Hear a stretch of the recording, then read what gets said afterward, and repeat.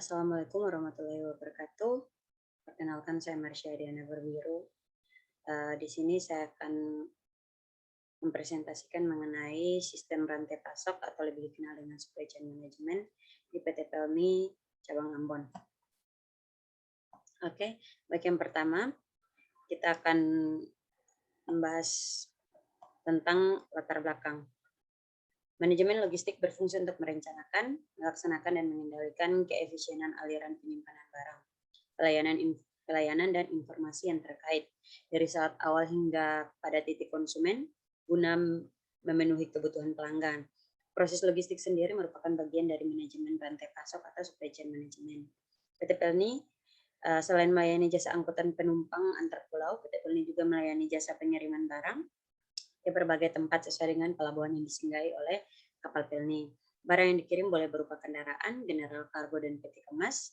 Peti kemasnya itu ada dry container dan reefer container, di mana kegiatan pengiriman barang sendiri merupakan kegiatan yang mendukung salah satu aktivitas bisnis yang ada pada supply chain management, yaitu proses distribusi barang kepada konsumen. Apabila kegiatan pengiriman barang mengalami kendala atau keterlambatan, maka proses distribusi barang kepada konsumen tidak dapat berjalan dengan baik. Maka dari itu kegiatan pengiriman barang harus diperhatikan dengan baik sehingga dapat mendukung pendistribusian barang ke konsumen. Dalam supply chain biasanya terdapat 3 aliran yang harus dikelola, diantaranya aliran barang, aliran informasi, dan aliran uang atau finansial. Oke, yang berikut saya akan menyampaikan sedikit mengenai perusahaan. PT Pelni berdiri sejak tanggal 28 April tahun 1952 dengan surat keputusan Menteri Perhubungan nomor M2/1/2 tanggal 28 April 1950 dan nomor A2/1/1 tanggal 19 April 1955 dengan nama PT Pelayaran Nasional Indonesia, dituangkan dalam Berita Negara Republik Indonesia nomor 50 tanggal 20 Juni 1952. PT Pelni Cabang Ambon adalah sebuah perusahaan di bawah Kementerian BUMN dan sebagai perusahaan yang bergerak di bidang pelayaran, juga bergerak di bidang logistik yaitu pengiriman barang dan bongkar muat barang. Nah, PT Pelni sendiri memiliki visi dan misi perusahaan. Visinya yaitu menjadi perusahaan pelayaran dan logistik maritim terkemuka di Asia Tenggara, sedangkan misinya yang pertama menjamin aksesibilitas masyarakat dengan mengelola angkutan laut untuk menunjang terwujudnya wawasan Nusantara, mengelola dan mengembangkan usaha logistik maritim di Indonesia Asia Tenggara. Yang ketiga, meningkatkan nilai perusahaan melalui kreativitas, inovasi, digitalisasi, proses bisnis, dan pengembangan sumber daya manusia untuk mencapai pertumbuhan yang berkesinambungan. Yang berikut, menjalankan usaha secara adil dan memperhatikan asas manfaat bagi semua pemangku kepentingan dengan menerapkan prinsip good corporate governance. Oke. Yang berikut kita akan masuk dalam pembahasannya. Yang pertama kita akan bahas mengenai aliran SCM, kedua risiko atau hambatan beserta rencana mitigasi. Berikut ada vendor manage inventory. Nah, yang pertama ada aliran SCM. Nah, tetapi sebelum kita masuk dalam aliran SCM itu sendiri, kita harus tahu apa itu SCM. Nah, SCM atau Supply Chain Management merupakan sebuah proses dari produk dibuat sampai pendistribusiannya ke konsumen. Dalam konsep SCM, kapal merupakan salah satu bagian dalam satu kesatuan sistem supply chain. Di kapal, kegiatan yang mendukung proses pendistribusian barang ke konsumen adalah pengiriman barang. Yang dimana jika kegiatan ini tidak dilakukan, maka sistem di supply chain tidak berjalan dengan baik karena dihambat oleh salah satu bagian yang ada di dalam sistem.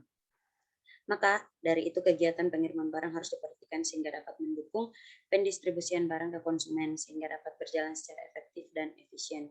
Tujuan dibutuhkannya penerapan supply chain management di kapal khususnya untuk pengiriman barang adalah untuk menyelaraskan antara shipper atau si pengirim barang dan kurir atau kapal dan juga konsignee atau penerima barang. Nah, yang pertama ini ada aliran barang. Nah, ini adalah gambar untuk aliran barang di PT Pelni Cabang Ambon. Aliran barang yang terjadi di PT Pelni itu Cabang Ambon sendiri adalah datangnya barang dari shipper atau pengirim barang, dan shipper ke kantor cabang, kemudian di bagian komersial di kantor cabang setempat dan mendata barang yang mau dikirim oleh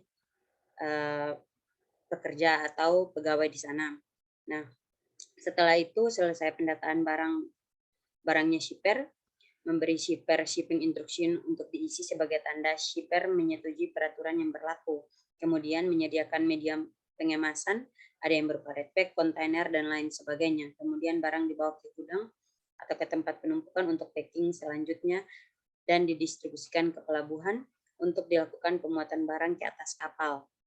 Dan sebaliknya ketika barang dibongkar dari kapal kemudian didata oleh pihak SBN. Jadi pihak SBN itu sendiri adalah anak perusahaan dari PT Pelni.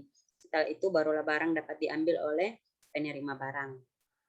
Nah, yang berikut ada aliran informasi. Nah, ini adalah aliran informasi. Nah, di sini dapat dilihat ada pelanggan, kantor cabang, gudang, dan juga proses bongkar muatnya. Pada tahap awal terjadinya aliran informasi antara PT Pelni dengan pelanggan adalah pelanggan melakukan booking melalui aplikasi yang disediakan oleh PT Pelni. Di cabang Ambon itu sudah menggunakan aplikasi yang namanya My Cargo. Kemudian dari pihak Pelni memverifikasi data pelanggan dan menerbitkan invoice pembayaran. Setelah pelanggan membayar biaya barang, dari pihak Pelni mengkoordinasikan untuk membawa barang ke gudang untuk dilakukan packing dan penyimpanan barang serta menunggu jadwal kapal, barulah barang tersebut didistribusikan ke pelabuhan untuk dimuat ke kapal. PT Pelni di sini juga seperti yang saya sudah katakan bekerja sama dengan PT SBN atau anak perusahaannya atau lebih dikenal dengan PT Logistik Pelni, Pelni Logistik. Nah, yang berikut ada aliran finansial. Nah, aliran finansial atau aliran uang ya.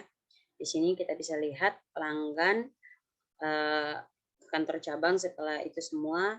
Nah, di sini melakukan pembayaran.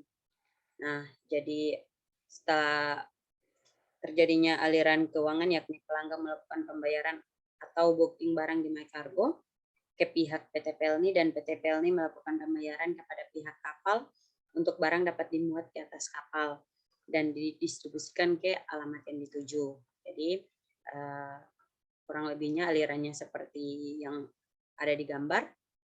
Nah, yang berikut itu aliran SCM di PT Pelni Cabang Ambon. Jadi aliran SCM itu mulai dari pelanggan, setelah pelanggan, setelah itu ada kantor cabang di daerah setempat, setelah itu ada gudang, setelah itu ada kapal. Jadi dari pelanggan ingin mengirim barang atau ingin mengirim barang itu ke kantor cabang, setelah itu memverifikasi data pengirim, setelah semuanya selesai langsung barangnya diangkut ke gudang atau ke tempat penumpukan barang untuk di packing, setelah itu barang diangkut ke kapal untuk dikirim ke daerah yang dituju, seperti itu. Nah, berikut kita akan masuk dalam bagian kedua yaitu risiko, hambatan, serta rencana mitigasi. Nah, yang pertama ada pelanggan. Nah, untuk pelanggan, risiko atau hambatannya itu kurangnya kepercayaan pelanggan terhadap jasa yang ditawarkan. Rencana mitigasinya memperkenalkan jasa yang disediakan oleh perusahaan serta meningkatkan kinerja pelayanan yang ada. Yang kedua itu keterlambatan proses booking sehingga tidak sesuai dengan alur supply chain yang ada. Dilakukan rencana mitigasinya dilakukan pemesanan dari jauh hari agar tidak mepet. Nah, jadi di PT Pelni Cabang Ambon itu jika kita ingin mengirim barang dalam jumlah yang cukup banyak seperti pemakaian red bag atau kontainer itu 3 hari sebelum kapal yang mau muat barang itu ada, itu shipper sudah ke kantor cabang untuk membooking tempat atau membooking kontainer. Jadi 3 hari sebelumnya itu sudah disiapkan, jadi pas ketika kapalnya sampai barangnya langsung tinggal dinaikkan seperti itu. Tapi kadang kan pelanggan itu terlambat atau kapal sudah ada baru mau booking kayak begitu kan kadang tidak sesuai alurnya seperti itu. Yang berikut yang kedua ada kantor cabang PT Pelni itu kesalahan membuat manifest pengiriman barang atau kadang tidak sesuai dengan nama penerima atau pengirim, itu juga datanya juga harus konkret, datanya juga harus valid. Jadi kalau tidak akan terjadi kesalahan. Rencana mitigasinya itu lebih memperhatikan muatan yang ada sehingga pada saat membuat manifest tidak terjadi kesalahan. Jadi kadang barangnya banyak terus barangnya si A ketukar nama sama namanya si B, seperti itu kadang terjadi di lapangan. Oke, yang berikut ada gudang atau tempat penumpukan barang. Nah, yang pertama itu proses packing tidak dilakukan. Risikonya proses packing tidak dilakukan dengan baik sehingga dapat menyebabkan kerusakan pada barang. Kebanyakan pekerja itu kadang tidak teliti atau tidak rinci dalam memperhatikan hal-hal seperti itu. Kadang karena waktu atau juga karena didesak, makanya packingannya kurang bagus seperti itu. Rencana mitigasinya melakukan training kepada pekerja sehingga menghindari risiko-risiko yang terjadi pada saat barang ada di gudang atau pada saat packing seperti itu. Yang kedua, kekeliruan pada saat proses labeling barang. Rencana mitigasinya mengecek kembali jenis barang yang ada. Seperti itu. Yang berikut ada pihak kapal.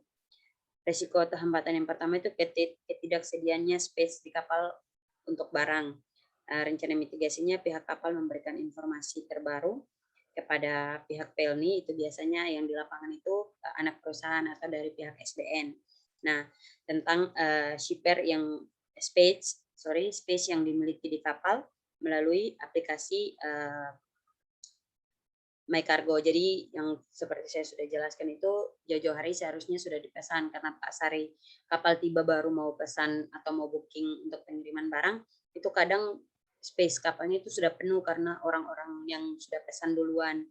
Jadi kayak space di kapal itu tidak ada lagi. Walaupun genting atau apa, tapi namanya juga sudah ditentukan aturannya, jadi harus sesuai alurnya. Kalau tidak akan terjadi masalah seperti sedemikian, kira-kira seperti itu. Yang berikutnya itu kerusakan keran atau derek kapal sehingga memungkinkan terjadinya gagal muat atau bongkar muat ya, atau ketika barang mau dinaikkan di kapal itu kalau kerannya tidak jadi berarti itu agak sulit karena itu akan menyusahkan ke para buruh seperti itu. Dari pihak kapal, rencana mitigasinya dari pihak kapal lebih memperhatikan sarkas bongkar muatnya yang ada sehingga tidak terdapat kerusakan. Bila ada bisa langsung diperbaiki seperti itu. Yang berikut kerusakan barang di kapal yang direncanakan penyusunan barang yang dilakukan tidak sesuai atau tumpang tindih sehingga barang dengan jenis tertentu dapat rusak. Jadi kalau barang di kapal pun juga dikelompokkan sesuai dengan jenis barangnya. Jika tidak bisa terkontaminasi atau juga bisa terjadi kerusakan. Nah, untuk rencana mitigasinya melakukan pengawasan kepada TKBM atau tenaga kerja bongkar muat sehingga pada saat penyusunan barang di kapal dapat memperhatikan jenis barang yang ada. Nah, itu untuk risiko hambatan serta rencana mitigasinya. Yang berikut itu ada vendor manage inventory. Vendor manage inventory atau lebih dikenal dengan FMI itu merupakan hubungan bisnis yang saling menguntungkan antara pembeli dan vendor, di mana vendor bertanggung jawab untuk menjaga tingkat persediaan yang disepakati dengan pembeli.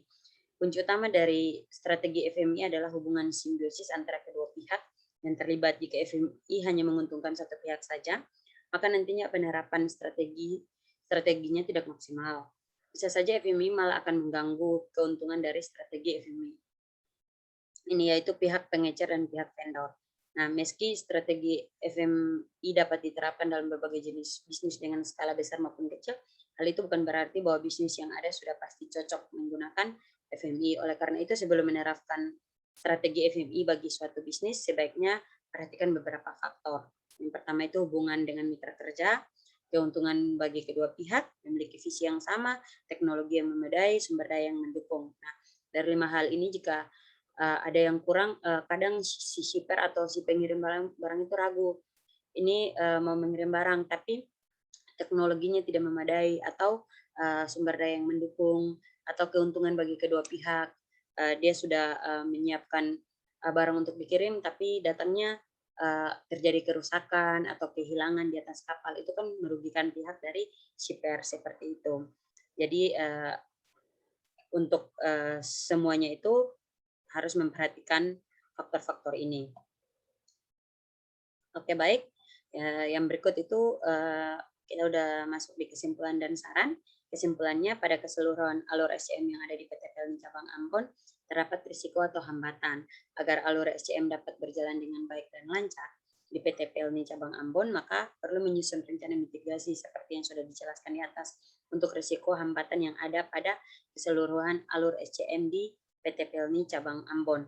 Telah disusun secara mitigasinya pada bab 3, pembahasan dalam laporan ini. Nah, saran yang dapat diberikan kepada PT PLN Cabang Ambon adalah lebih memperhatikan rencana mitigasi untuk risiko hambatan atau hambatan yang ada agar tidak menghambat jalannya alur SCM yang ada. Thank you, terima kasih. Mungkin itu sekian dari presentasi saya. Lebih dan kurang saya mohon maaf.